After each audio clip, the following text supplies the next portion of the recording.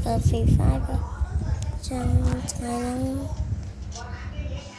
ខ្ញុំមកលេងទៅខ្ញុំលេង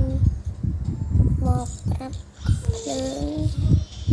លេងខ្ញុំ review account ខ្ញុំមកមើលមួយទីខ្ញុំយកទៅ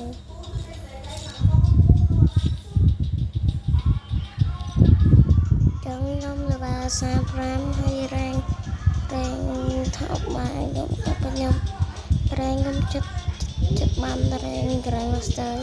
តែគេទូដាក់ rank ខ្ញុំចំយៈហើយមេតាខ្ញុំមាន212ហើយចឹងឥឡូវខ្ញុំប្រាប់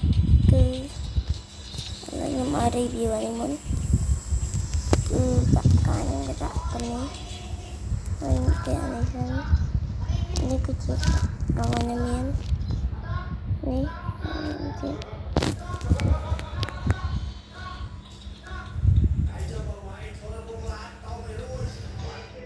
នេះអាខ្ញុំនេះស្អាតមែនតើនេះមកនេះអត់មកទេនេះមកនេះអត់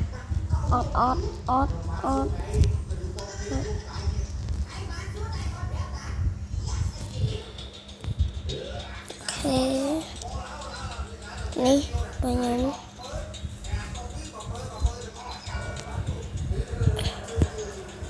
នេះ emo ខ្ញុំមានពីខ្ញុំដាក់ផ្កាយហើយ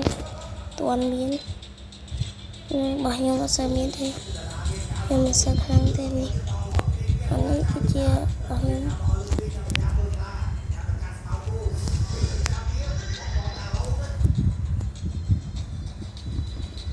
ខ្ញុំស្គាល់អានេះ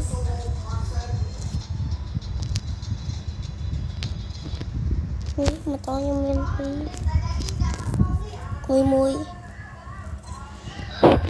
អានេះខ្ញុំមាន71ច្រើនតែននេះខ្ញុំមាន17នេះមាន1នេះមិនដឹងនេះឥឡូវ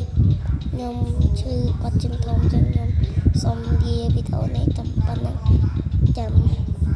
សាច់ខ្ញុំតនេ